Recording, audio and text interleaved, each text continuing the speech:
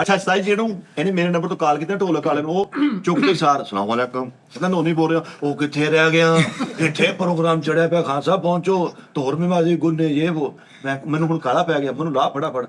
ਮੈਂ ਉੱਥੇ ਜਾ ਕੇ ਲਾਇਆ, ਉਹਨੇ ਬੈਗ ਜਿਹਾ ਪਾਇਆ ਜਿਵੇਂ ਪਹਾੜੀ ਚੜਨ ਲੱਗਾ ਇੰਝ ਕਰਕੇ ਨਾ, ਤੇ ਮੈਂ ਲਾਇਆ। ਮੈਂ ਕਿਹਾ ਨੋਨੀ ਅੱਲਾ ਖੈਰ ਕਰੇ, ਸੱਤੇ ਖਾਣਾ ਮੌਲਾ ਤੈਨੂੰ ਰਿਜ਼ਕ ਦੇਵੇ। ਮੈਂ ਕਿਹਾ ਹਾਲਾਤ ਕਰੇ ਤੇ ਸਵੇਰੇ ਪੁੱਛ ਲਓ ਕੀ ਹੋਇਆ, ਦੱਸੋ ਜ਼ਰਾ ਹੁਣ ਆਪ ਹੀ। ਉਸਤਾਦ ਜੀ ਮੈਂ ਇੱਧਰ ਨੂੰ ਗਾਣ ਡਿਆ ਵਾਂ ਤੇ ਦੀਵਾਰ ਇੱਧਰ ਉਹਨਾਂ ਨੇ LCD ਲਵਾਤੀ ਤੇ ਮੈਂ ਇੱਧਰ ਨੂੰ ਆ ਤੇ ਇੱਧਰ ਨੂੰ ਆ ਤੇ ਦੂਲਾ ਮੈਨੂੰ ਕਹੇ ਇਹਨਾਂ ਨੂੰ ਥੋੜਾ ਥੋੜਾ ਛੇੜ ਵੀ ਤੇ ਮੈਂ ਕਹਾਂ ਹੈਲੋ ਹੈਲੋ ਇੱਧਰ ਮੇਰੀ ਤਰ੍ਹਾਂ ਦੇਖੇਗਾ।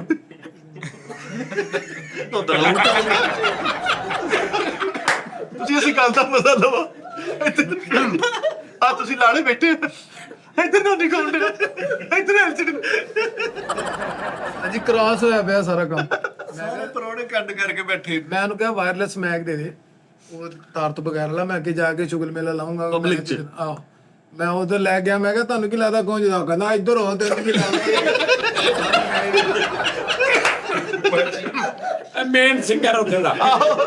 ਮੇਨ ਸਿੰਗਰ ਨੇ ਕਮੈਂਟਰੀ ਸ਼ੁਰੂ ਕਰਤੀ ਮੈਚ ਦੀ। ਠੀਕ 5 ਦਿਨਾਂ ਬਾਅਦ ਤੁਹਾਨੂੰ ਆਹ ਹੋਣੀ ਚਾਹੀਦੀ ਲੱਭ ਜੇ ਤੇ ਗੱਲ ਹੋਈ।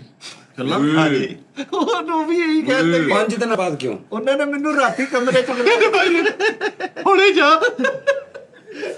ਨਹੀਂ ਮੈਂ ਭਲਾ ਕੀ ਕਹਿ ਰਿਹਾ ਮੈਂ ਕਹਿ ਰਿਹਾ ਉਸਤਾਦ ਜੀ ਓਵਰ ਡਰੈਸਰ ਓਵਰ ਕੌਨਫੀਡੈਂਸ ਮੈਂ ਨਹੀਂ ਵੇਖਣਾ। ਤੁਸੀਂ ਸਾਰਿਆਂ ਨੇ ਇਹ ਕਹਿਣਾ ਯਾਰ ਤੈਨੂੰ ਹੋਇਆ ਕੀ ਆ, ਇਹ ਨੇ ਕਿਹੜੇ ਕੱਪੜੇ ਪਾਏ। ਨਹੀਂ ਮੇਰੀ ਗੱਲ ਸੁਣ, ਇਹ ਪੁੱਤਰ ਉੱਥੇ ਹੁੰਦਾ ਵਾ ਜਿੱਥੇ ਫਿਰ ਤੁਹਾਡੀ ਸੁਸਾਇਟੀ ਵੀ ਚੇਂਜ ਹੋਵੇ। ਯੈਸ ਹੁਣ ਓਵਰ ਡਰੈਸਿੰਗ ਕਰਕੇ ਓਵਰ ਕਰਕੇ ਐਨਕ ਲਾ ਕੇ ਤੂੰ ਉਸੇ ਗਲੀ 'ਚ ਫਿਰਨਾ, ਮਰ ਜੁਗਤਾਂ ਤੇਰਾ ਬੇੜਾ ਗਰਕ ਕਰ ਦੇਣਾ। ਡਰੈਸਿੰਗ ਕਰਾਉਣਾ ਕੋਲੋਂ ਤੈਨੂੰ ਕਿਸੇ ਨੇ ਮੰਨਣਾ ਹੀ ਨਹੀਂ ਵੀ ਤੂੰ ਠੀਕ ਹੋਇਆ ਵਾ।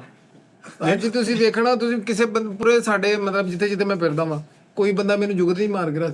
ਉਸਤਾਦ ਜੀ ਡਰੈਸਿੰਗ ਨੇ ਕੋਲੋਂ ਨਹੀਂ ਕਰਨੀ, ਦੱਸਣੇ ਪੈਂਟਾਂ ਇਤੀਆਂ ਖੁੱਲੀਆਂ ਨਿਕਲੀਆਂ ਉਸ ਹਿਸਾਬ ਨਾਲ ਕਹਿਣ ਡਿਆ। ਕਿਹੜੀਆਂ ਪੈਟਾ ਥਾਤੀਆਂ ਹਾਂ ਕਹੇ ਹਾਂ ਮੈਂ ਤੈਨੂੰ ਲੜਦਾ ਪਿਓ ਲੱਗਣ ਡਿਆ ਉਸ ਟਾਈਮ। ਨਹੀਂ ਜਿਹੜਾ ਵੀ ਲੱਗਣਾ ਉਹ ਖਿਜਿਆ ਪਿਆ ਕੱਲ ਨਾਲ ਨੂੰ ਯਾਰ ਨਾ ਕੇ ਕੋਈ ਤਰੀਕਾ ਨਾਲ ਗੱਲ ਕਰਨਾ ਯਾਰ, ਹਰ ਗੱਲ ਚੇਦੇ ਚ ਨਹੀਂ ਨਾ ਪਾ।